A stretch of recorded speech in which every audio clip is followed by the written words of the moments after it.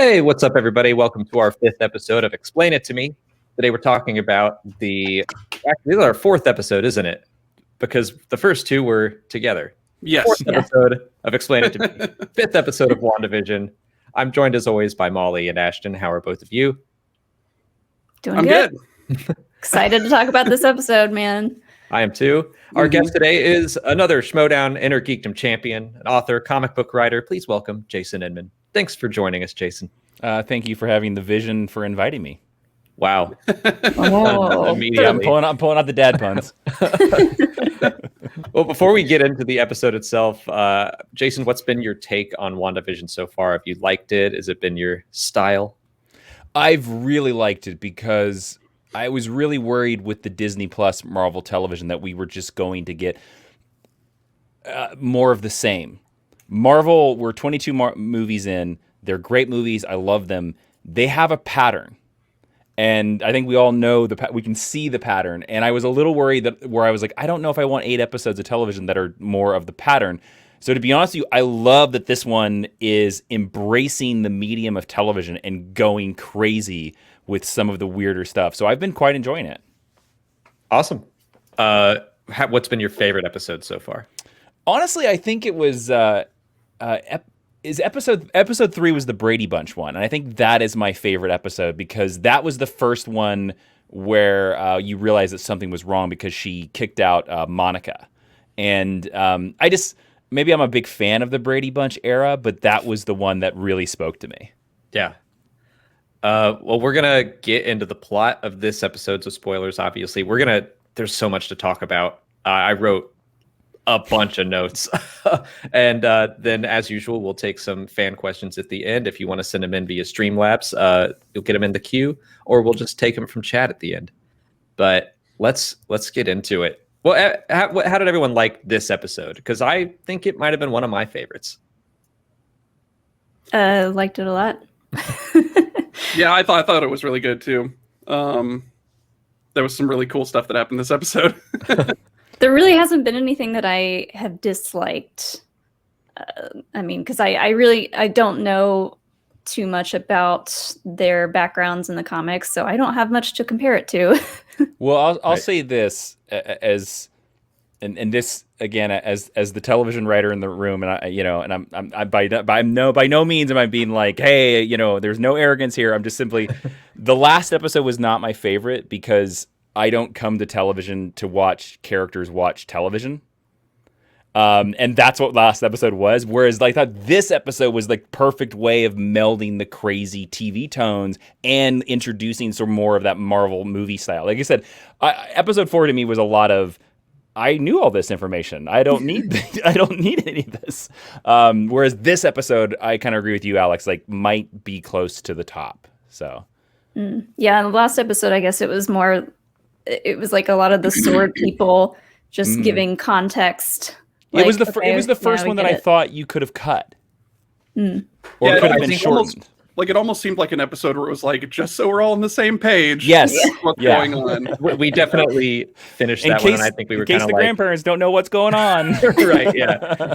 I was like, this was fine, but we didn't learn anything. Like, I liked last week's episode a lot still, but it was like, okay, we kind of figured Wanda was in control of all this. So yeah, let's get into the plot, and I'm just gonna basically go scene by scene, but like we don't have to go in chronological order this whole time. Starting off with like they have the babies, they won't stop crying, and I just wrote down that Wanda can't seem to control them. She tries and fails multiple times. Do you think there's anything going on there? Yeah, probably. I mean, she just like flat out says it. She's like, why can't I make you guys shut up? But in a nicer way. Jason, you nodded. I don't know. Well, I guess how nerdy do you want me to get? Go for it. Like, this is crazy. I don't know how well I explained this show to you, but this is basically like, I know Star Wars and that's it. I like MCU. I like Marvel stuff, but I don't read the comics. So all I know. Well, I knew that. I just didn't know if we wanted to wait Nah, go for it. This Tommy and Billy are the most complicated, even in the comic books. They're super complicated, and I'm very curious to see like how far this show is going to go into that. I think this is the first clue that Billy and Tommy are not being manipulated by Wanda. They are something else. And that's the reason why she can't control them. Like, she can control literally everything else. Now, in the comic books, see, everyone out there, I believe we all have taken human biology. We know that a android and a human cannot have babies, obviously, right? So where did these babies come from? In the comic books, Wanda created Billy and Tommy out of thin air with her reality powers. And it was later learned that she actually stole 2 pieces of this demon called Mr. Pandemonium, who was later learned to be Mephisto, who's basically the Marvel Universe's way of saying Satan without saying Satan. They just say Mephisto, and then everybody, that is of that religion doesn't have to get offended because they're like, well, that's not the devil, it's Mephisto. Part of this was that her kids were taken away from her because that Marvel Universe Satan took these elements back. And then later, through comic book nonsense, they were reborn. And they were reborn as teenagers. And then they went on a crusade. They called it the Children's Crusade. It was Young Avengers, the Children's Crusade. And they went searching for their mother. And when they found her again, she was like, oh my God, you're back. And da-da-da-da. And then there was a whole bunch of stuff where Vision is kind of always in the comics been, you're not my kids. So to me, seeing that she couldn't affect the kids was my first inkling that I was like, oh, they may be going down the Mephisto route. These 2 might be Mephisto, might be.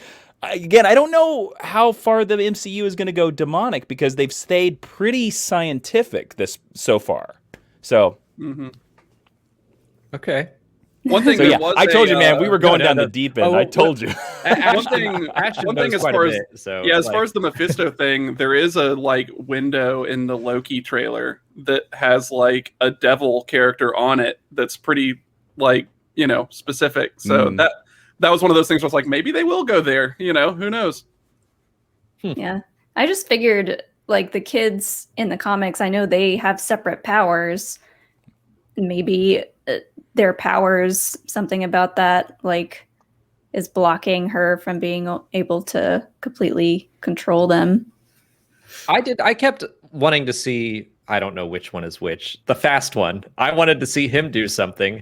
We saw one of them. Yeah, we saw one of them using Tommy. I love it because they're already wearing the appropriate colors in all the scenes.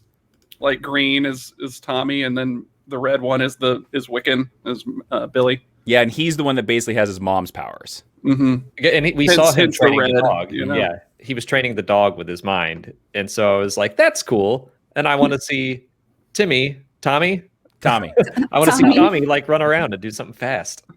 Well, is he using his speedy powers to age them up? Is that his doing?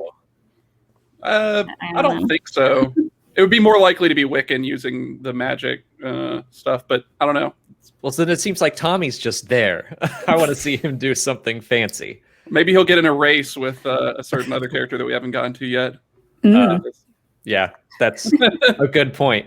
God, that's what I like. Why did they leave that to the end? I want to talk about that because ratings, man. So she can't stop the babies from crying, and then Agnes comes in. I love that, right off the bat, it's very quick to just have Agnes be, again, a little bit off. Not even a little bit off. She's very off in this episode, and seems to be very aware that she's in a television program. And do you want me to do that again? She's been rewound by Wanda before or something. Well, I think it's weird too because, and this is getting ahead in the episode a little bit. That's fine. The scene with Norm later, where Vision unlocks his mind prison, basically. Norm's experience seems markedly different than Agnes's experience. Agreed. Everybody else seems to be locked into this I have to be this person constantly, and then Agnes is just playing along. So I have a theory that I want to run by both of you. So we learn about like the drone, that if it's an 80s era drone and it goes in, then Wanda doesn't have to adjust it because it already fits. So I'm wondering if Agnes is just fitting in so well that she kind of knows what's going on. She wakes up and she's like, oh, it's the 60s now. And she'll put on 60s clothing or whatever. But like when she comes in, she is aggressively 80s. Like she's not being controlled. She's just playing the part. Uh-huh. And she knows that if she keeps playing the part, Wanda won't get in her head. Yeah, that's my guess. Weirdly fits into that as well, because there was that mention in the last episode. Is it Jimmy Woo? Is that his name? Or Randall, the actor Randall, the character Randall Park plays. Yeah, it's Jimmy Woo. Jimmy Woo. Okay, so Jimmy Woo mentions there's a witness in that town, and I have the theory that it's Catherine Hahn. That I don't know, and I think because the way she acted in this episode reminds me so much of this classic Twilight Zone episode where it was about the little kid that could control the family and the town.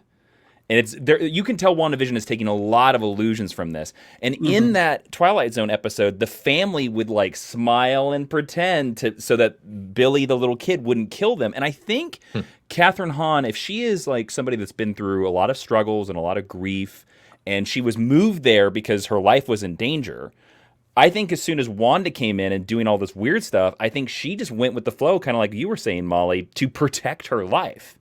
Mm-hmm. Yeah, and like we still haven't seen, what is it, Ralph, her husband? Yeah. And like she goes out of her way to point out that Geraldine doesn't have a husband, but she keeps mentioning Ralph so that Wanda doesn't question whether or not Ralph actually exists. So that could be part of it too. I'm still crossing my fingers that Agnes is Agatha and Ralph is her cat.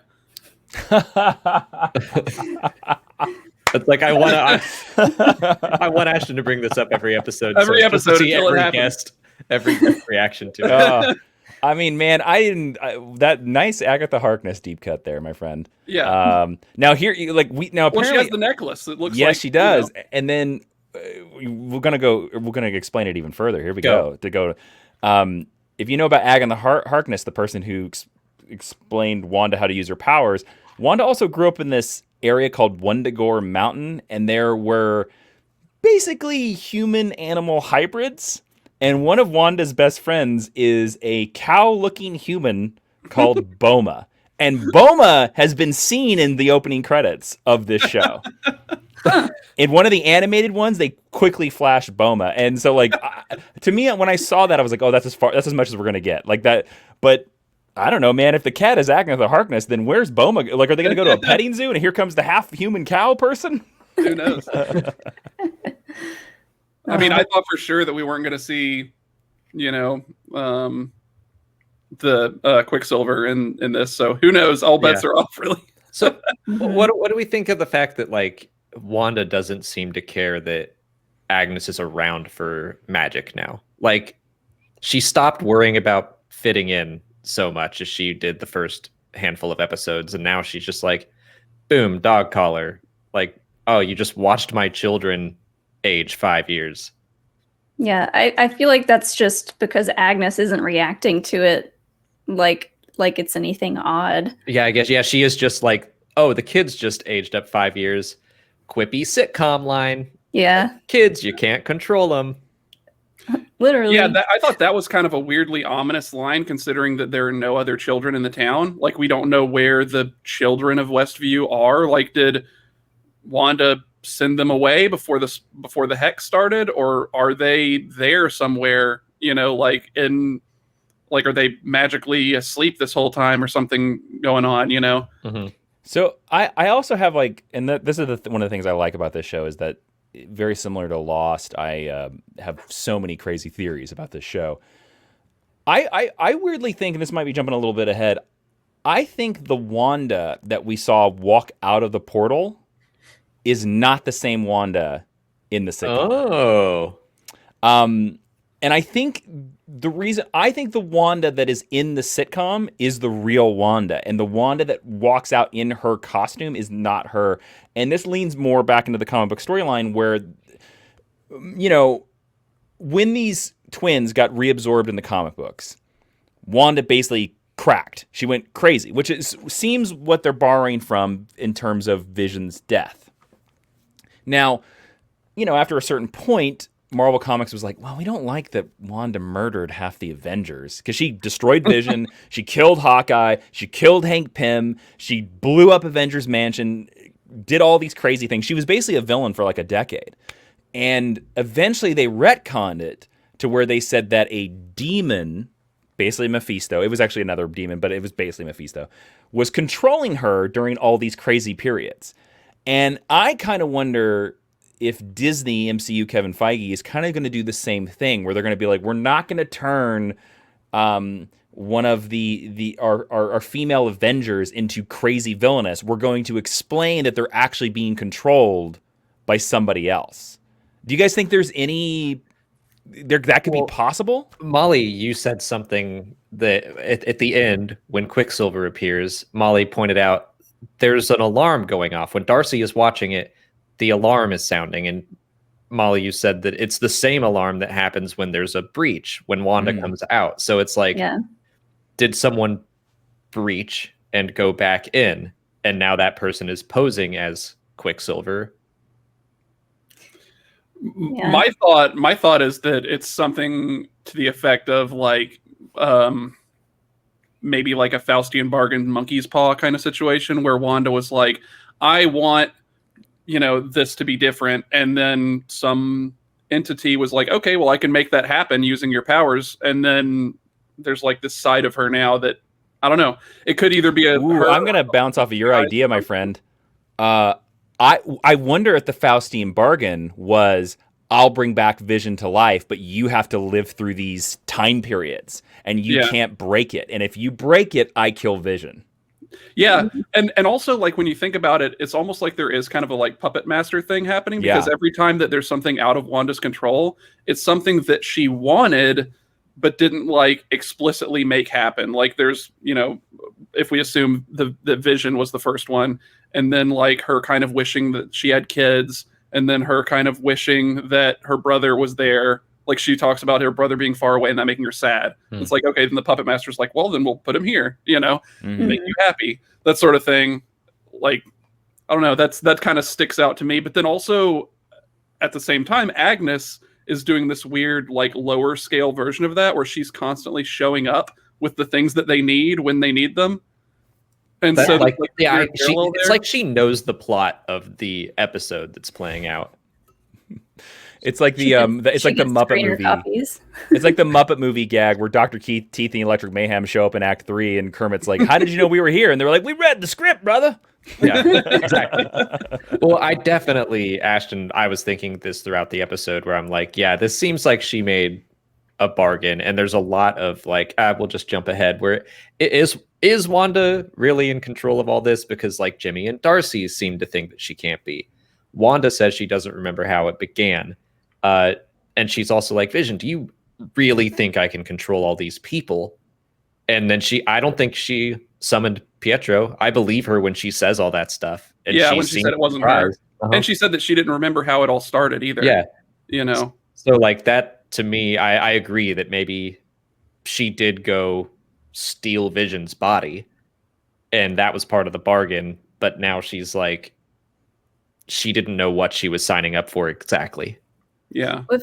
If we're thinking that maybe the kids are somehow related to this Mephisto person, like she mentions the fact that she has a brother to the kids earlier in the episode, and that she's sad that he's far away, and then magically he shows up at the end. So I wonder if the kids had something to do with that. Yeah, I hadn't really thought about it being maybe Tommy finally did something fast. He ran out and he got him and he brought him back. Like in the comics, the way that his magic works is he has to do like mantras and like verbal exercises to get his magic to work. So it wouldn't but I mean, they don't have to stay, perfectly in line with the comics. It could be him. It's interesting because I definitely think that we're going to end this series with Tommy and Billy being teenagers, because a lot of the Marvel Plus series, or excuse me, Disney Plus series, it's basically Marvel Plus, are setting up the Young Avengers, because we have Hawkeye, we have the other Hawkeye, we have the Kate Bishop Hawkeye and Hawkeye. I'm almost 100% certain that Loki is going to de-age Tom Hiddleston, so we get Kid Loki like we had in the comic books. Miss Marvel is already being part of it. Like, they are basically setting up, and I think I have a stealth theory that Falcon and Winter Soldier is going to set up Patriot, who is the young Avenger of Captain America. So I think that whatever version of Tommy and Billy we're seeing, if they are constructs of Mephisto or whatever, we will get some permanent version of them out of this show, I think. Mm-hmm. Yeah. Well, and if they do Secret Invasion, then we could get Hulkling too. Yeah. I've never heard that name. I know Hulk, and I know adorable. He's a shape-shifting Skrull who hit out on Earth. He's like some prince of the Skrull Empire. We've already seen the Skrulls in the MCU. They're shape-shifting aliens.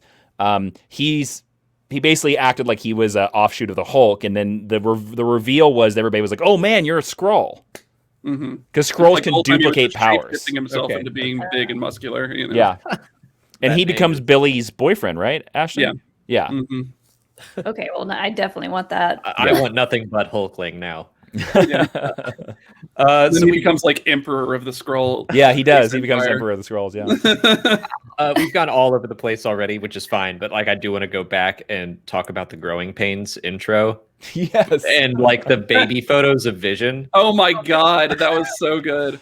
Baby Vision. Yeah, Baby Vision was hilarious. Especially the the Elizabeth Olsen pictures. It looked like they were using real kid pictures of them. Uh-huh. Well, and you can see like Sokovia in the background too, which is hilarious. Have you guys heard the weird stealth theory about this show where the reason why it is sitcoms is that the idea is that usually when you live, especially in like foreign countries, the television you get from America is a little bit older. And so I've heard this stealth theory about the show, which I kind of love, is that the idea that the reason why it's like all these Brady Bunch and Bewitched sitcoms is because those were the sitcoms that Scarlet Witch loved of her comfort food when she was a child in Sokovia. Yeah, so it's like before everything went wrong, Oh, and that's, we got a new commercial this week, which let's go ahead and talk about that, because the commercials in the past have we've been theorizing have connected to her trauma of the Stark toaster or bomb. Yeah, we think that maybe the people they're the same people in the commercial every time, and we're wondering if those are her parents. Oh, that's a great theory. I actually really like that. The gentleman actor this week, it was a very unfortunate wig. They put him in the Lagos commercial. Yeah. But yeah, let's see. So Lagos was that's where she blew up that the Wakanda building. embassy. Right. Yeah. So yeah, like not even being subtle, just like wiping up the blood, cleaning up the blood that you shed. Yeah. So what do you think would be the I would love to hear you guys' thoughts. Like, okay, so we had a mention to Stark, we had a mention to Strucker, who's the one that gave her powers. Now we're moving forward to Civil War. So like, are we going to get some sort of like Vision cemetery pick? Because he died, or like, what do you think some of these future commercials could be? Because they're all tying into her events. It seems like it's all stuff that's been traumatic for her. I'm sure there's going to be one like that has something to do with Thanos. Probably something there might still be something specifically to do with Ultron. Yeah, it seems weird that we haven't got Ultron, no Pietro. I was kind of thinking once we get to like the 90s, then we might get like an Ultron computer commercial or something. Well, here's another crazy theory. We do know from the mid-season trailer they released like last week or something like that it's either the 90s or the 2000s one is going to be an Office style sitcom, because she's looking right at the camera. That's got to be 2000s. Oh, I thought it was supposed to be like Modern Family style. Yeah, I thought Modern Family. But think about who is on The Office that also has a connection to Scarlet Witch, and that is James Spader, who is Ultron, and he's on The Office. Oh man! So to me, I hope James Spader is in this show. That would be funny. Oh man, that would be a crazy connection. saw that we got some cheers that like I wish StreamYard would highlight these a little better, but I want to point out that the descriptive audio captions called Evan Peters. Oh, specifically called him Quicksilver from the X-Men universe. Yeah. I love Darcy's line of like, she recast Pietro. Yeah. Doom Skeletor, thanks so much for the cheer. And that's funny. I didn't think to turn on descriptive audio. That's something that all the Star Wars nerds were doing for the Mandalorian. And someone else mentioned that Jimmy Woo is also Jim Halpert. So there's that. Oh, that's true. That is another connection. Yeah. Well, audio captions are not always done by the writers, so I don't think you can trust them 100%. Interesting. It's usually the last thing. In the production of an episode, usually the showrunner and the team and whoever the post-production team is, they lock the cut and they upload the episode to a server, and then that is when captions are added.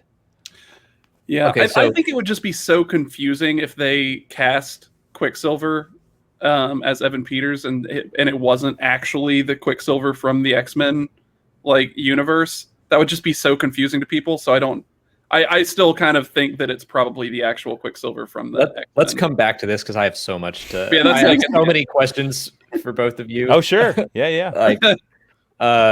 So after the Growing Pains intro, we go back outside of the hex that we'll call it from now on.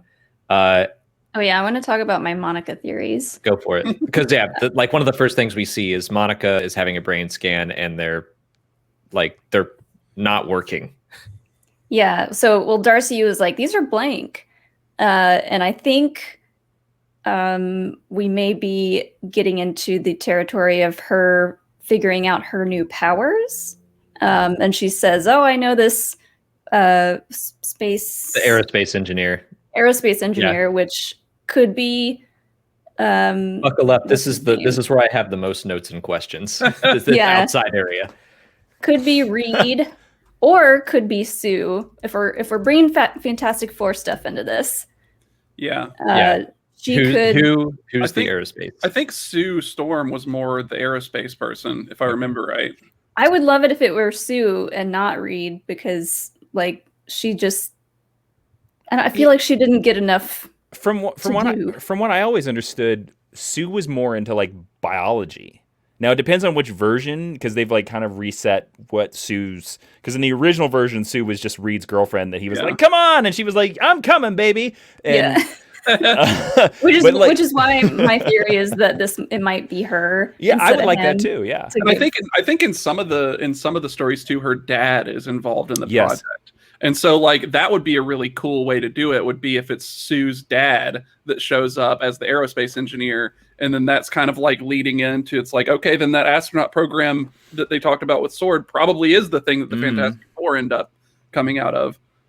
I mean, there is also a chance that it might have nothing to do with the Fantastic Four at all. The aerospace engineer she could be talking about is she's in the comics. Monica Rambeau is also really good friends with the Blue Marvel, who is he's sort of this black genius. He's sort of like Black Genius Superman in the Marvel universe, and he's kind of a character that's been used quite a bit in the last 10 years, and it wouldn't surprise me if they throw him into this universe sooner than later.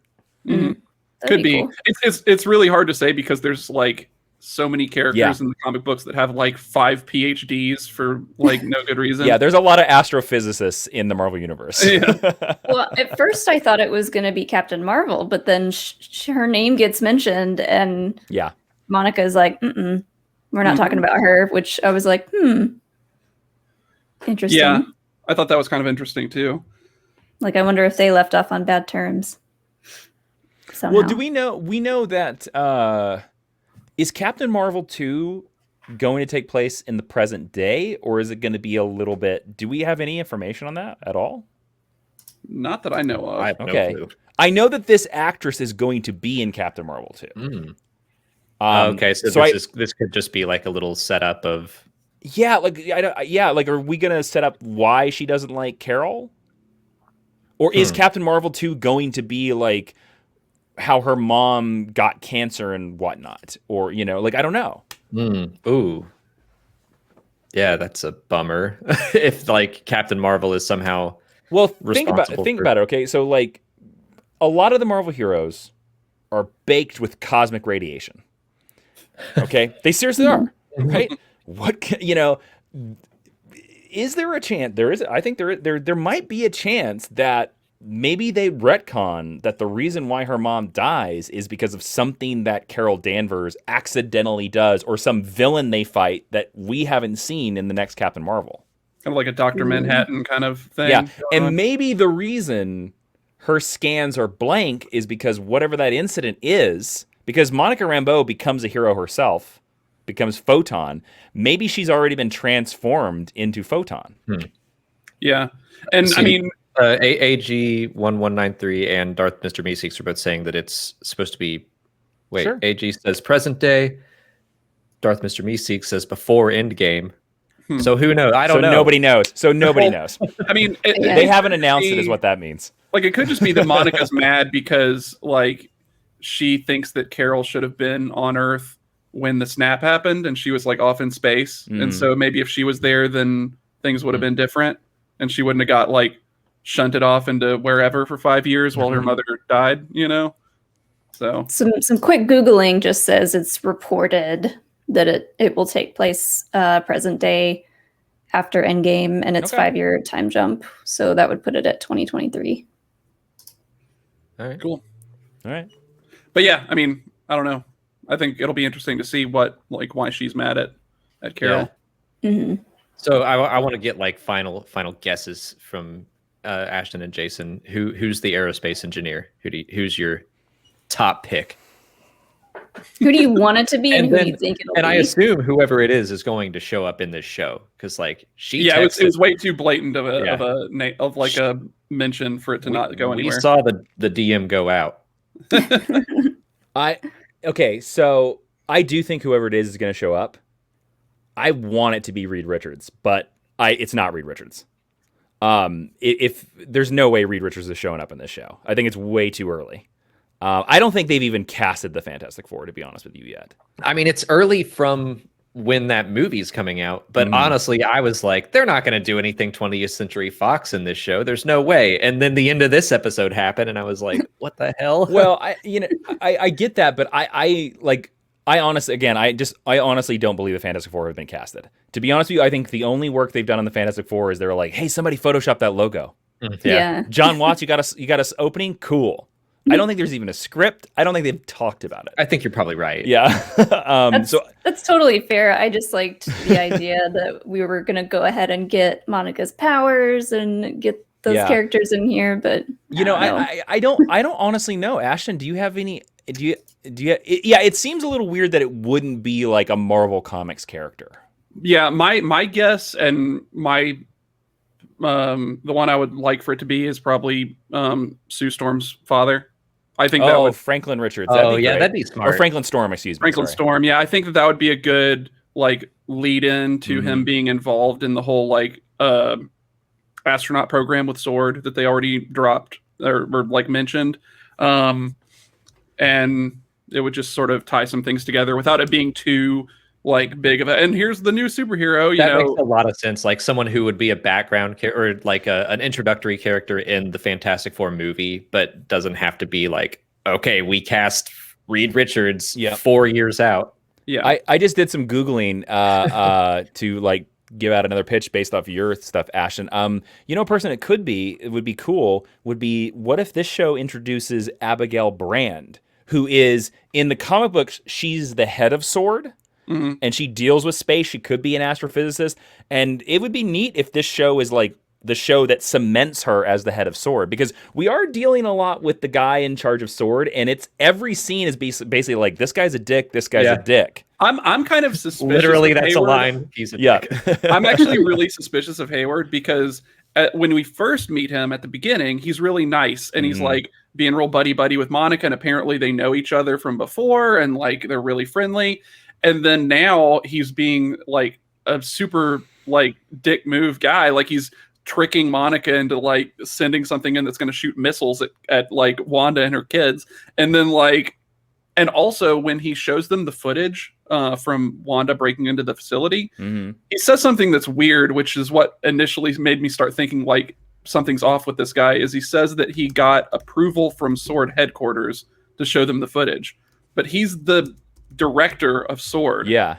So why would he need approval to show them any footage that he wanted to on a mission that he's that directly involved with? Like it was just one of those things where it's like a little detail. It might not end up being important, but it made me sort of start thinking like something's weird about this guy.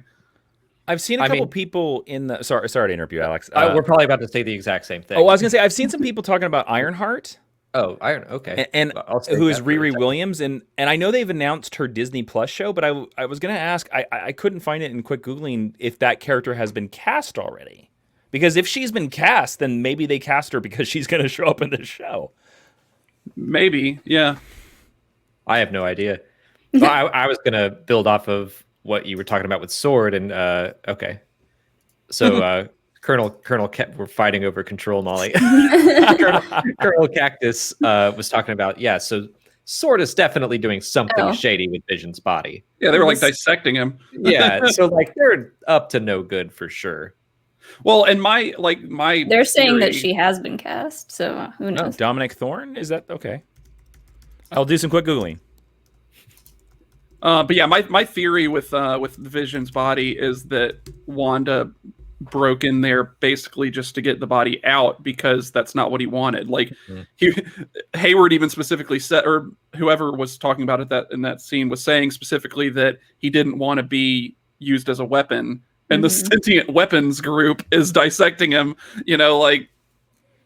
Seems like something the group that's named after a weapon. Yeah, like to me that almost seems like maybe that was the end for whoever is like controlling Wanda. They might have been like, hey, Vision's body, it's been 5 years, Vision's body is actually in these people's possession and they're going to turn him into a weapon, and then she goes and gets it. That's a good point. Like what, like how does she know it was there? Yeah, and why hasn't she done anything about it until now?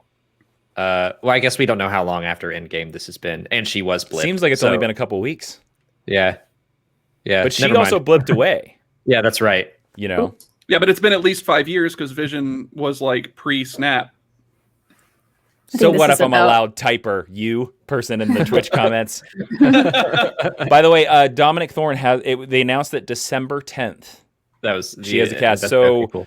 There's a shot. She's in the show. Could be. Yeah. Interesting. And like, I mean, I like the idea that all these shows are going to start to, just like the movies did, lead into the next show and the next show, and not just the next movie. Accurate, yes. Yes. Yeah, that's true. Let's see. We talked about them a little bit earlier, but I just wanted to get your take on the fact that Arena and Oleg Maximoff have been named. So it's not Magneto, apparently, or maybe those are aliases. Just there. I'm just going to throw that out and see what you do with it. So that's like a super, super complicated situation in the comics. Yes, it is. Where do you fall on it, Ashton? As the years have gone on, it's just gotten more and more complicated. Yep. Because originally those were her parents, and they were like these Roma people who lived in Wandagore. And then it turns out, well, actually they weren't really her parents. Magneto was really her father, her and Quicksilver's father.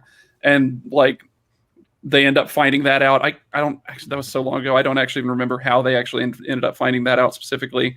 And then later on, they end up finding out, well, then Wanda casts a spell on her bloodline and it doesn't affect Magneto. And so they figure out, okay, actually Magneto's not their father. And then it turns out they were just like transformed by the High Evolutionary and they're not even mutants. Yeah. Yeah. And they're not even mutants. By the way, I always say this to like many listeners of our podcast, where I'm like, you need to make your own continuity because comics are bonkers. I don't accept that. That does not exist in my continuity. Scarlet Witch in Quicksilver are the coolest when Magneto is their terrible dad. Yeah, and they even like hinted at it for like the X-Men universe when Quicksilver's like, oh, my mom used to know a guy that could do that. Like, the X-Men Apocalypse straight up confirmed it. Yeah, confirmed it. Like he was trying to reach his daddy. Which is somehow relevant to this episode with Evan. But if you we were talking about the Quicksilver thing, and when we eventually get there, the Magneto of it all will even complicate the show even further. If they do it. So yeah, like those are her like adopted parents in the comics, basically. Okay. Okay. So let's see. We talked about Monica being on bad terms with Captain Marvel. Apparently, we talked about Hayward just being. He's trying real hard to paint Wanda as the bad guy. Well, and kill her. Apparently, take her out. Too. Yeah. I think the only other thing I had to talk about from outside of the Hex was the fact that Monica really seems to relate to Wanda. It like flashed back to her own sense of grief with her mom. So I like that she is still Wanda's ally and that they kind of share that bond, and she understands kind of where Wanda's coming from. Yeah, she says like Wanda's not a terrorist. I think she probably subscribes to the same idea that like this might be something else controlling Wanda. Or even if Wanda is doing it, it isn't an act of aggression. It's just an act of grief, and it's uncontrolled. But yeah, I lean towards the someone else is pulling some strings. Alex, why don't you talk about the dog theory that you told me and ruined my day with? I'm sorry, it wasn't my theory. I saw someone wondering. So let's talk about Sparky. Okay. Mm-hmm. Someone brought up the idea that Sparky was like actively trying to kill himself. Like the first thing he does is go to the outlet and try to electrocute himself, and then he goes and eats poison. So that wasn't my idea, but I think that's right. Like, oh my God. You have this dog that is probably feeling the same feelings as all of the people. Yeah. Because I think that's going to be the great, and this is one of the things that have been really exciting me about WandaVision, is I think the big reveal of this entire show is that this is essentially a grieving process. Because I 100% believe Vision will not be resurrected out of this show. I think the conclusion of this show is expand upon that. I want to know why. Well, because I think he's the MCU Vision is way more unique than the Vision in the comic books. And the Vision in the comic books is just a robot that was built by Ultron. He has no connection to the Mind Stone or anything like that. He's been destroyed and rebuilt about 7 different times by 8 different people. Tony Stark is in it like 3 of them. On his weekends, like Tony Stark is like, oh yeah, he's fixed, But this is Vision it was the big crux of Endgame that without the Mind Stone, Vision is not Vision. And we know for a fact that the Mind Stone is gone. It does not exist anymore. And so to me, with part of that, the Vision we are seeing is a construct of Wanda's memories, would be my theory. And I think when you get to the end of it, you're just going to learn that there is no possible way. Yeah, sure, you can rebuild the body, but it won't be Vision. Yeah. It'll be some other creature. Yeah, like that makes so much sense, especially with like her little hypocritical speech about the dog to the kids. She's like, you can't fix death. Yeah. You can't do it. So the theme of the show is probably, very much acceptance. That's what I really think it is acceptance and grief. Yeah. I think it was like maybe the first one of these that we did, someone in the comments proposed the idea of like she swapped, like the Mind Stone isn't actually destroyed. She like did a fake out. I think Hector last week was saying that he thinks that she is powerful enough to rebuild the Mind Stone. Well, and I mean, if she's powerful enough to create 2 kids out of magic, with she can make a rock from someone, then maybe she could bring Vision back. But yeah, I don't know. I don't think they're bringing the stones back. I don't think so either, just because it would be kind of a letdown. It would feel bad from a viewer's perspective. And to me, it would really deflate the build up to Endgame. Yeah, because I mean, even in their Blu-ray packaging, they called it the Infinity Saga, and if we find out, because this is technically the first Marvel thing we're seeing since Endgame. Because Black Widow got delayed and all those other movies got delayed. So if in the very first thing, well, I guess Spider-Man Far From Home, I forgot about that. But if this is the second thing post Endgame, and we learn that it's like whippity snappity, real easy to bring back a Mind Stone, then you're like, well, then what was the point of Endgame? Sure. Yeah, I think that it's possible that maybe Vision would be like Phantom Vision after this, and maybe somehow his consciousness is still around. But yeah, I don't know. I feel like he's not going to stick around. Well, I also have the feeling too that Paul Bettany is done with the MCU. Yeah. And that if we rebuild Vision, he's going to look like a completely different actor. Well, and he's having to do all that makeup every time he appears as like Vision without an illusion and everything. Like that's got to be a pain in the ass. Mm-hmm. Yeah, covering up his ears. And plus, like, if we bring Vision back, like, but he's not the same. He's not the Vision from before. Like, Wanda can never really move on. Mm-hmm. That would be like horrible for her, I feel like. And I mean, like, some characters have to die and stay dead. Like, I know that's a comic book thing that, like, anyone can come back, and it's becoming a Star Wars thing too, which is exhausting. Mace Windu. Like, yeah, stop it. It's like that, but they have to die for real at least for a while. At least for a bit, yeah. So, but I am curious because we saw Vision using like his mind powers, and it was glowing yellow, and I was like, is he using the Mind Stone right now? So, well, that goes back to my idea of that this is all from her memories. But is she controlling that part? Because I don't think she would have even let him touch Norm. I mean, it could be as simple as like she's able to basically construct this reality, but certain things only can exist within the bounds of this hex, And so if if they were to leave this area, then it would stop working, that sort of thing. And so like within the bounds of the hex, maybe the Mind Stone works as the Mind Stone. But that's the limitation to it. See, I think it's as simple as Wanda. When Wanda saw Vision use his powers, they glowed yellow. She knows that Vision can go through stuff, so he goes through stuff and they glow yellow.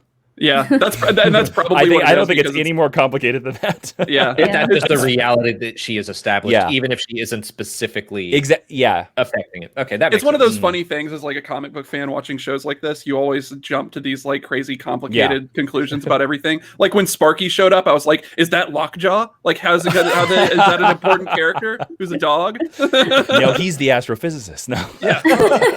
Oh no. And he's dead now. Now they're screwed. Yeah. Oh man.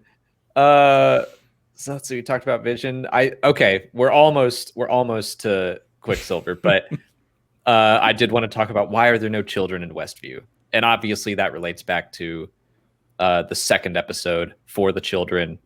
All that talk. We're doing this talent show for the children. There's no children anywhere. Yeah. I honestly have no theories towards this. I don't know. I mean, my theory is that, like, I don't know that because when they first show up, they're like, oh, Westview, and the cops are like, oh no, we're from Eastview, it's over there. Like, what if there wasn't even a town here to begin with? And it's just like Wanda plopped down here, started her spell, made people come into it, and then transformed them. Yeah, that's such a red herring for the cops to be like, no, we're from Eastview. There is no Westview. But they're just dicks about it, where like they don't like obviously we're confused that this sign is here all of a sudden. But they didn't even mention the sign, which is the thing that bothered me. I was like, guys, the sign is right there. It's like they didn't see it. So, I like that theory, Ashton. I really do. Maybe she just modeled Westview directly out of Eastview. And also the thing you mentioned about them all chanting for the children, it's one of those things where it makes me think if there is someone that's pulling the strings, if there is someone that's pulling the strings and is like basically tricking Wanda or kind of like has forced her into this bargain or whatever, I feel like the thing she was asking for was to get Vision back. And the person pulling the strings, their motive was to get her to create Billy and Tommy. Sure. And so people like saying like for the children was like getting it in Wanda's head to maybe sort of wish they had kids. I do like the idea that you just popped up on screen that the children are the hostages. That would could be. That's some good drama right there. That like the children of the town, and that's why Norm. That's why everybody's playing along. Everyone has to play along. Yep. That's a good point. Because that could be and I wouldn't be surprised if that's the ultimate reveal that even Wanda is playing along too. Yeah. I mean, that's Ashton brought that up last week, where it's like, okay, so we were all guessing that this is Wanda's doing, her own reality, and you're not going to reveal the twist 4 episodes into a 9-episode season. So what is the next twist? What's the next mystery? I think that it's kind of going to be leading up to basically Wanda having the opportunity to get rid of the Hex, but if she does, she risks losing Vision and the kids and Pietro now, and she's going to have to kind of decide whether she does that or not, and if there's a way for her to kind of twist it so that she doesn't lose all of them, you know. I think, Ashton, I think you hit it on the head, because I think that in terms of like a television season arc is kind of a great arc for an actor to play. It's a great arc for audiences to watch. And then, of course, we're going to find out that, you know, some part of this deal, because she is going to give it up, because I don't think there's any way in heck that they don't keep Scarlet Witch as some sort of a hero. Yeah. But I think she's going to create some problem through her tiny villain turn that sets us into Doctor Strange in the Multiverse of Madness. Because I do think, I know they all said like the big cameos are coming, and I do think we got a chance that it could be Ultron, it could be Thanos.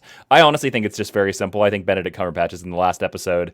Like, have you guys ever seen the terrible Super Mario Brothers movie?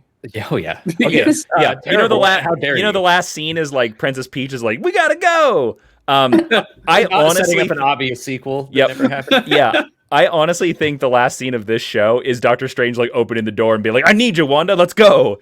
Yeah. See, that, like, I mean, Elizabeth Olsen said that there's a Luke Skywalker level cameo in WandaVision.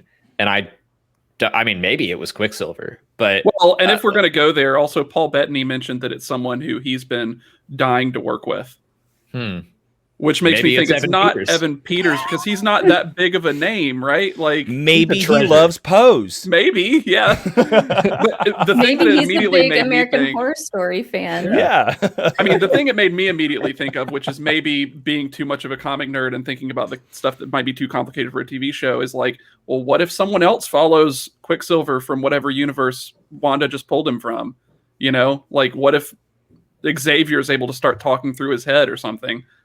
Who knows? Like, so that's like, I'm trying to think of what, I mean, honestly, today with Quicksilver and being the other Quicksilver, I thought that was pretty huge. But I'm like, if that's not it, then yeah. Well, that's what I was gonna say. Like Ian McKellen, to fit those words, it feels like it's Ian McKellen. But I think Patrick Stewart could be too. You know, but you also have to think about like, this could also just be stuff that they said in a press interview, and they are just like, it's, again, like to me, I'm like, it still could be just Benedict Cumberbatch, and in an interview where Elizabeth Olsen is trying to sell her show.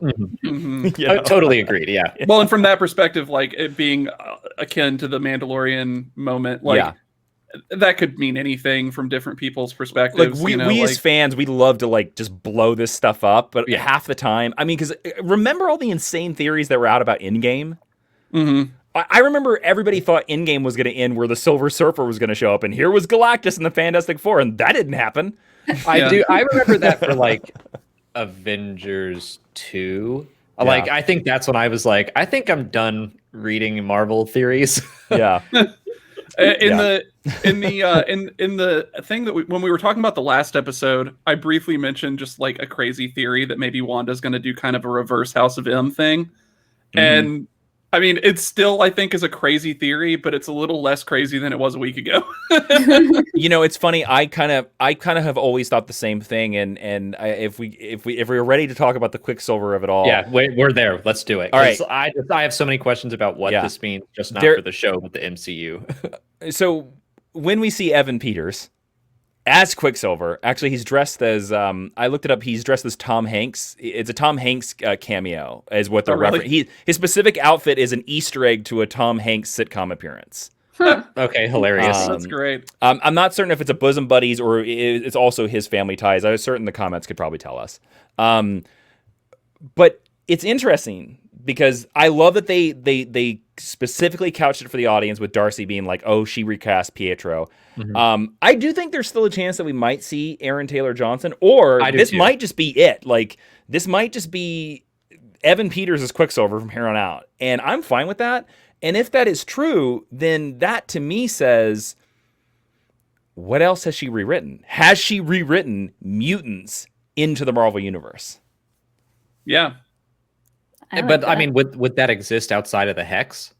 Well, maybe the hex, maybe only inside the hex, and then we don't know. Like, maybe the end of this is that the hex blows across all of reality, and then suddenly people are like, "Oh yeah, the X-Men," and only certain people are like, "The X-Men? What? Yeah, who?"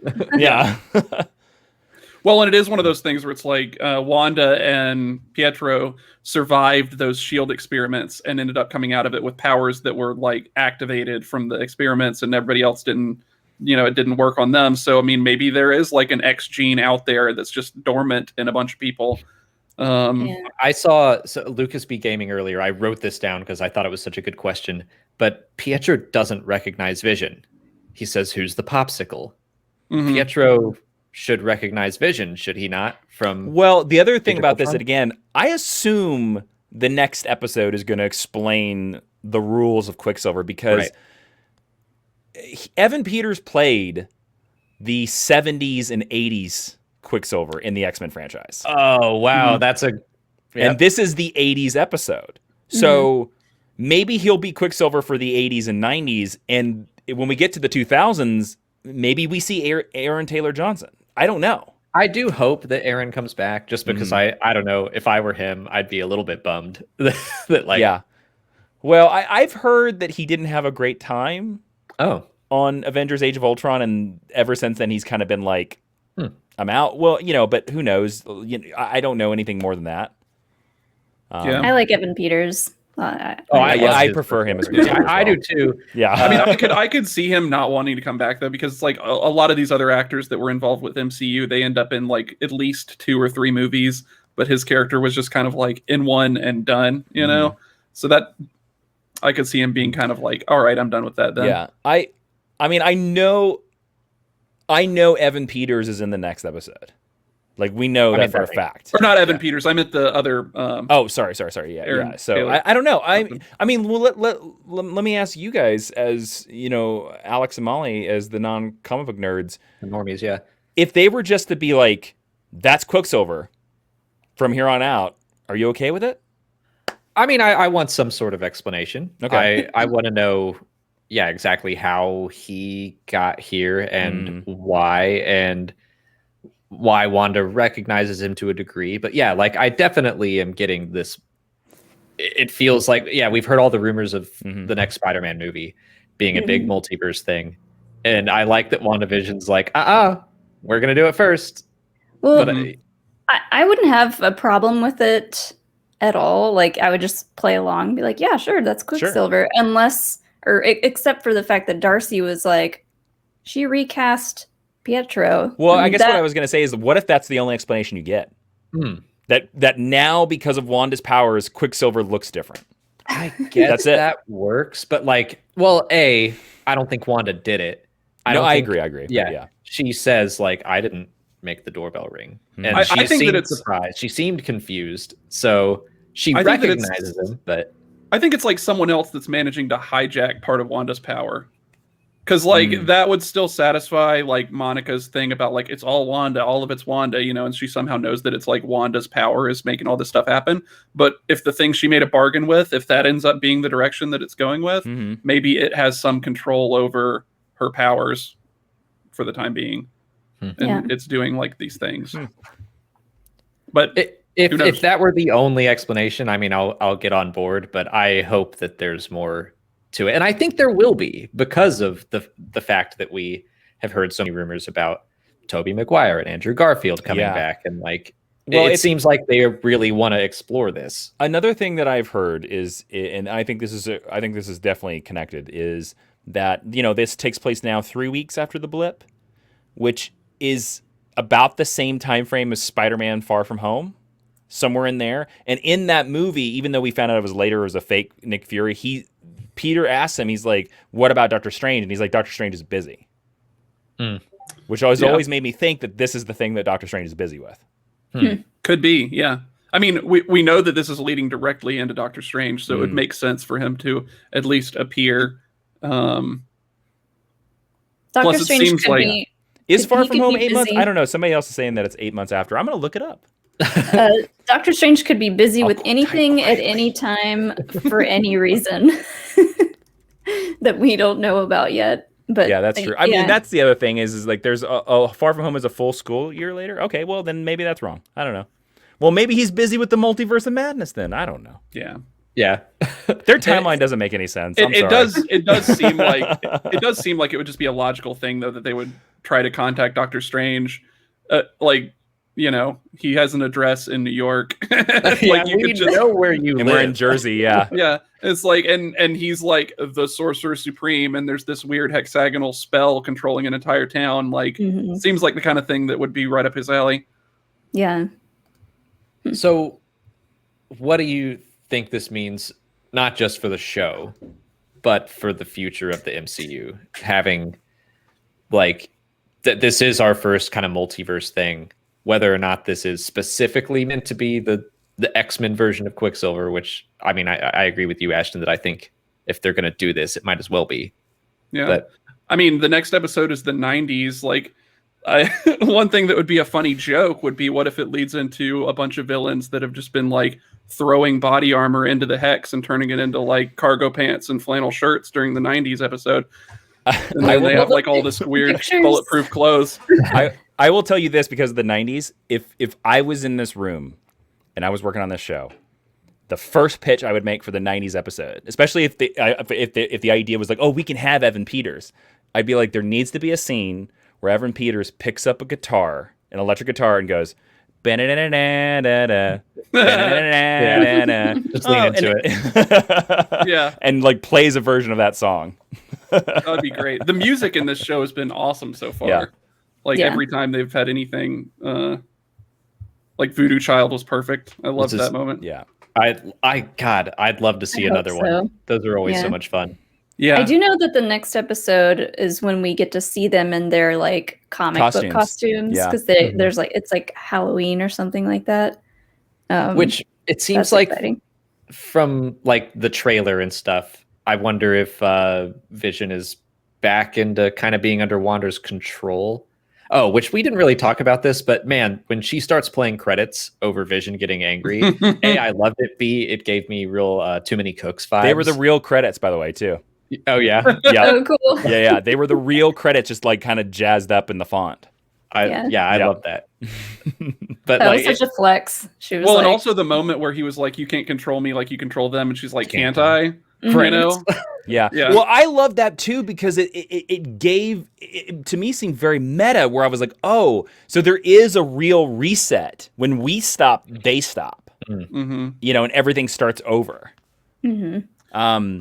Yeah, I don't know, man. Alex, and to answer your earlier question, I honestly don't know because ever since they got the rights to the X-Men universe and they were like, the X-Men are going to be in the MCU, I always was like, I don't know how you do it because, to be honest with you, I always thought that one of the best ways to do it was with a Thanos snap because that controls reality. And then after the blip, you could just honestly act like mutants were always there. Mm-hmm. Now, with Evan Peters being there, they're either doing one of two things. Either this is the introduction of how mutants are going to be in the MCU, that this is going to lead to that, which I wouldn't mind. I always thought it was going to be Scarlet Witch anyways. I always thought they would save it for... I honestly thought they would save the X-Men reveal for a movie for Doctor Strange too. But the other chance of this is that this literally could just be a meta kind of wink at the audience of like, well, this is the 1980s Quicksilver and the 1990s Quicksilver, and we're just going to wink at the audience because it's cool to have Evan Peters in there. And then in the 90s, it's Aaron Taylor Johnson, and we just move on. And I don't know which one they're going to do. Well, and it would be an interesting way for them to introduce the X-Men also, because it does solve something that we talked about when we were talking about the last episode, which was how do you have certain characters like Magneto and Professor Xavier that have very specific backstories that have to do with current events of certain eras. You know, like how do you have Magneto be a kid that was in a concentration camp in World War II when it's like 2020? Like it doesn't add up. But if they're pulled directly out of the 80s, then it kind of does make sense, you know? Well, I'm trying to remember back to when Darcy was talking about the the amount of radiation or whatever kind of radiation it was stable for now. Mm-hmm. Cosmic radiation. Cosmic radiation. Everything's cosmic now. It's all cosmic radiation, man. So like, what if there's another blip situation, but instead of erasing half of everything. It's like there are mutants now, and I'd be fine with that. It seems weird to me from thinking like a film executive, right? It seems weird to me that they wouldn't, because that's a pretty massive universe-changing event, and to me, I'm like, they usually save those for the movies, you know. Well, there's also an interview from years ago where Elizabeth Olsen, this was when she was first cast as Scarlet Witch, talks about how much she loves that character and how House of M, and like the moment when she loses her mind and is like, no more mutants is super cool. And she's like, surely we'll never end up doing that though. But then someone's like, well, never say never. Yeah, and true. Like the fact that she was into that, it makes me think like, okay, well, maybe they will go there, you know? And there's been a big theory online that she still does the like no more mutants, but there's a comma, so it's like no more mutants, and then there's mutants. Oh, that's funny. That's funny. Wow. Well, I am out of my notes. We have a couple questions, and before we get to those, does anyone have anything that they wanted to talk about that we haven't? I think we covered everything. I will say that the production designers of this show need massive shout outs, because not only do they put amazing Easter eggs, they hide all these amazing Easter eggs into the show. And I love reading the Easter articles where like there's certain comic book creators' names that are popping up on like can labels and advertisements and stuff like that, which I think is genius. But I laughed out loud in this episode where the reveal of the puppy in the sink, because if you see how big their kitchen is, it is huge. The second time I watched it, I was like, this kitchen is a massive set. But the reason why that's so genius is because that is exactly what 90s and 80s sitcoms would do, because they would have to build them that big to get the cameras in there. Yeah. Like thinking about like how big the kitchen was in like Full House. So I was like, to me, I saw that and I was like, well done, production designers. Yeah. I mean, everything production-wise has looked so good for every episode. Okay, so Sleep of Giants, thanks for it's not a super chat. I don't know what to call it in here. Your Streamlabs. Sure. Streamlabs. Brew, Wanda scared me in this episode. Good to see her living up to her, oh God, is this French? Nom de guerre? Nom de guerre? Nom de guerre. Nom de plar? Explain it to me. Nom de guerre is like Scarlet Witch is her nom de guerre. It's like a pseudonym. Yeah. We should talk about that. Yeah. We should talk about that. That I didn't realize that till then, that she's never been called Scarlet Witch in this universe. Yeah. Yeah, they were like, does she have a nickname or? And it was kind of weird that they did like they were so specific about like, no, she's never been called anything else. It's like no one in that room was like, what about Scarlet Witch? And they were like, shut up. Well, Ashton, I'd love to ask you as another comic book fan, do you like or hate that every comic book movie the last 10 to 15 years makes a big deal about how they get their code name? To be honest with you, I freaking hate it. Like I hate that we now have 2 Wonder Woman movies and in neither movie has she ever been called Wonder Woman. And I'm like, just call her Wonder Woman. Just show me a newspaper headline or a tweet and move on. Yeah, like it could just be as simple as like, and then you see a shot of the Daily Bugle and they're calling so-and-so such and such name, you know? Yeah. Or Nick Fury is like, she was codenamed Scarlet Witch. Good enough for me. Yeah. That is true. Like everyone has Yeah. like, I am Iron Man, or like that kid on the cell phone, like it was like some Incredible Hulk. Yeah, exactly. Okay, hi or guys. It's like her password for the Quinjet or whatever is Scarlet Witch. You know? Yeah, exactly. Instead of the Mightiest Avenger or whatever. Yeah. Hudsonizer, thanks so much for your Streamlab. This episode was so good. Hyped for Quicksilver in the coming episodes. And just finished this excellent book called Super Soldiers. Jason, have you read it? Yes, I wrote the book. Thank you so much. Why don't you explain Super Soldiers to us real quick? Super Soldiers, it's just off camera on set. Is a book I wrote about the connection between comic book characters that have served in the military, and because I served in the U.S. Army for 6 years, and that kind of connects my military career through superheroes. So I talk a lot about War Machine and Iron Man and Captain America and whether or not I think they are excellent representations of military characters or whether they're cliches. and it's available on Amazon. So I'm quite proud of that book. So it's Man, fantastic you picked it up. Rain Man just put it in the comments if you want to check it out. Oh, thank you, Rain Man. Caleb, no, thanks for the cheers. Mr. Sunday Movies said that Agnes's birthday is July 2nd, I guess according to the little dossier they have on everybody. That's the beginning of the Salem witch trials. So Caleb's theory is that she is behind all of the mystery. As of right now, I'm kind of on Agnes's side. I think I trust her. What if she killed Sparky though? See, I think I disagree with you, Alex. I think I'm kind of with Ashton. I kind of think she might be the secret villain. I can't decide. Like the way am I the only one who believes Agnes? Everyone else is shaking their heads. No, I actually don't think that she's a bad guy, but I think that she is like in the know. Like I think she might have entered the hex like incognito, if you will, and is kind of actually in there for her own reasons. But I don't know if she's a bad guy per se. Have you guys seen Mrs. Fletcher? The HBO show that Catherine Hahn stars in?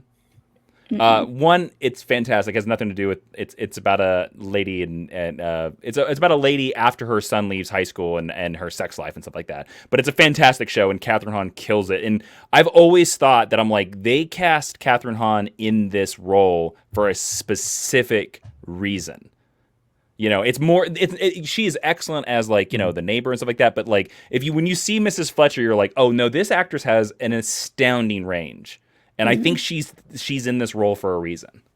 I mean, I've been loving her, but like just based on what we've seen, I get the feeling that she is just doing her best to survive and not like pulling strings. But that could all be like a double. I'm acting this way so people don't think that I'm in charge or something. Well, and her not having the ID card on the bulletin board, true. Like there's some special I didn't considerations. Notice that. Yeah. They have like all the people's, dossiers up on that billboard, and she's the only one that doesn't have an ID card pinned to it. Like they haven't figured out who she is or she's the witness protection program she's the witness, person. yeah. Right. What if she turned out to be Agatha Harkness? What would you think of that, Ashton? Yeah, that's what I think it is. I think that Agnes is Agatha Harkness. And then the dog I think it would be funny if it turns out that Ralph is actually Ebony, like her cat, and she's just kept him off, not talking to anyone, and like she transformed him into a person, but he still can't talk. Like I think that would be hilarious, but I don't actually. I wouldn't go so far as to say that I think that's what's going on. But I do think that it's Agatha because the necklace is like very similar to Agatha's necklace in the comics, and and also it doesn't change between episodes. Like she still has that necklace. Same pendant. I've in every episode, that, man. But again, yeah, like in this most recent one, it was like on her lapel or whatever, and it like moves around, but it's always exactly the same pendant, which makes me think, okay, then that's something important because it's not actually being altered as the decades change. I will say this as a comic book fan, then Catherine Hahn, I think is, if that's true, she is brilliant casting for Agatha Harkness.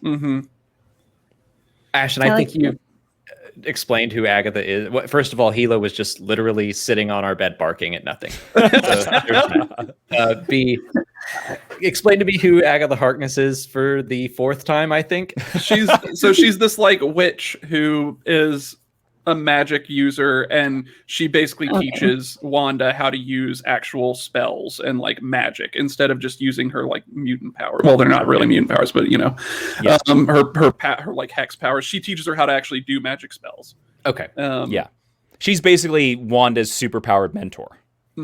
Okay. Well, okay. This might be a spoiler, but it's in the pictures on IMDb, so I'm going to say that it's not a spoiler. For Halloween, it's an officially released picture. We'll say that. Yes. Okay. Yes. For Halloween, her character is dressed as a witch. Yeah, it's in the trailer as well. So I think Ashton, you nailed it. I think it's it. I think she's Agatha. Yeah, it's in the trailer too, and she like cackles, and everybody's like, "Oh, she's a villain because she cackles," and I'm like, "Well, she's dressed up as a witch. Like she could just be." I think I think this is it. Yeah. Especially dressed up as a witch, and especially since they cast an amazing character actress like Catherine Hahn. Yeah. I like how I'm over here like, we figured it out. Remind me who that is again, though.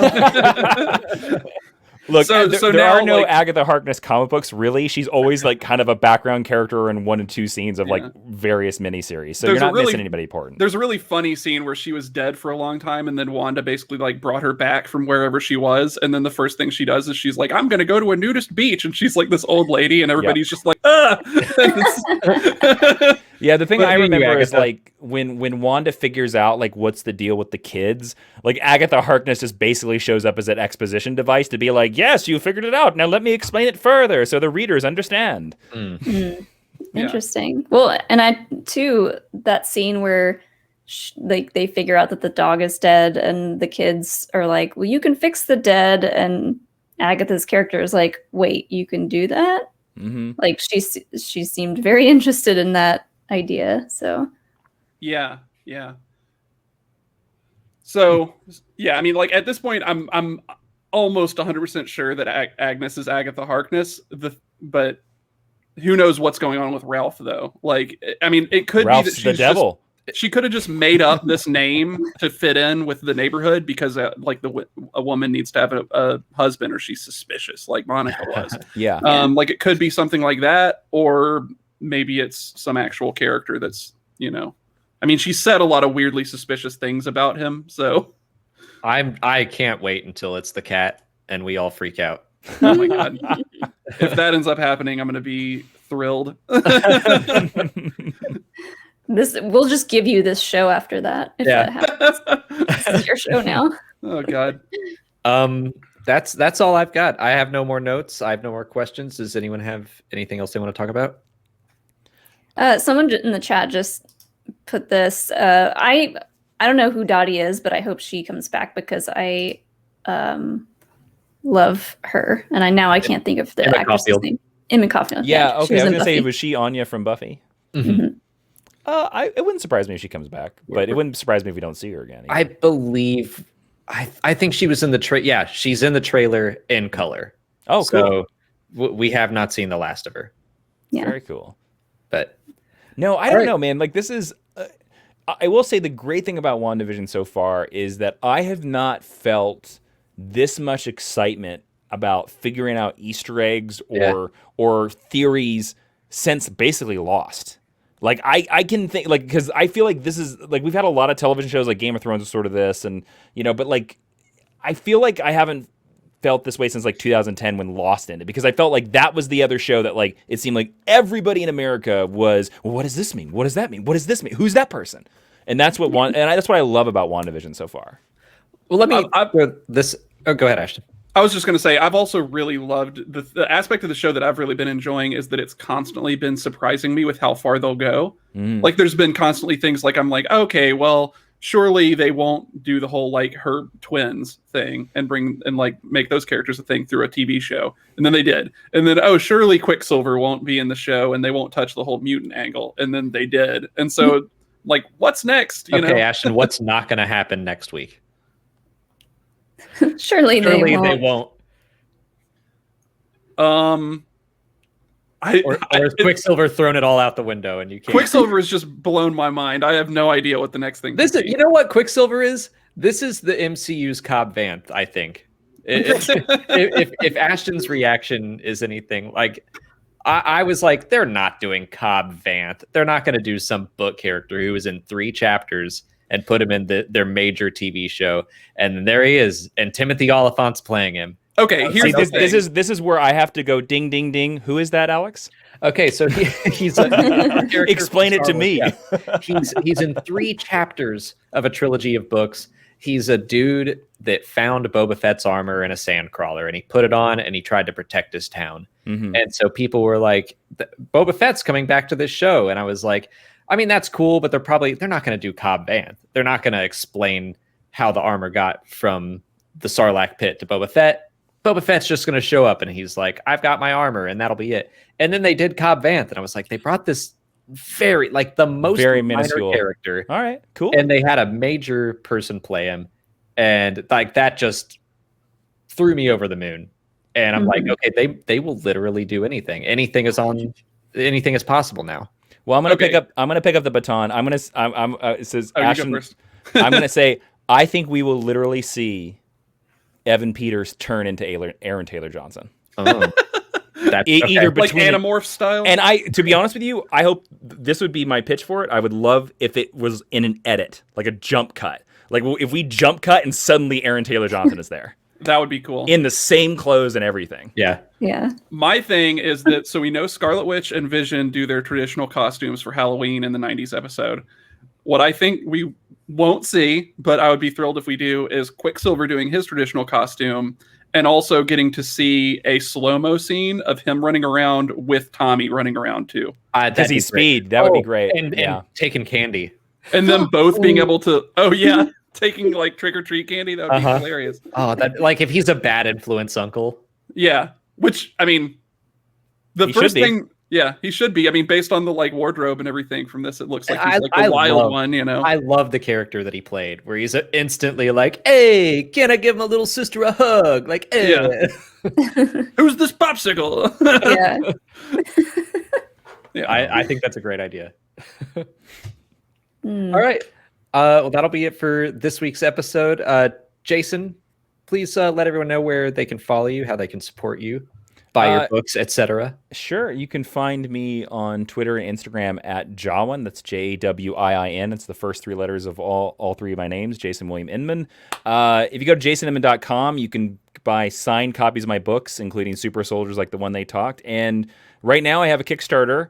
We were talking about superheroes. I have a superhero adventure comic book called Super Best Friend, which is on Kickstarter right now at superbestfriendcomic.com, and it's already funded, so we're pushing towards stretch goals, and you're going to get a copy. Like, there's going to be no more a year from now being like, where's my comic? It's coming. Nice. Awesome. Ashton, where can people find you? Well, I'm on Twitch at Yeti Boatman, which is my Twitch handle, and I stream every Tuesday night at 8 or 7 Eastern, actually, and then also do this on Fridays, and sometimes I stream on Mondays as well. Molly? I'm studying for Schmodown stuff. I'm sorry. But Jason, I joined IG, by the way. We'll talk about that later. Okay, we can talk about it after. Yeah, sure. But tomorrow on the Certain Point of View YouTube channel, you can find me and Alex over on our new show, Happy Hour with Jill and Molly, playing the Newlywed Game with some other Schmodown folks. So that should be a lot of fun. We have a signature cocktail. We're going to get a little drunk and play some games. And I always say that if you're watching us here, you probably know about Star Wars Explained, but that's where we talk about Star Wars, something we actually know about. And you can follow us on Twitter at Star Wars Explained. That'll be it for today. Thank you all so much for hanging out, for your questions and your fun chats. We'll see you next week.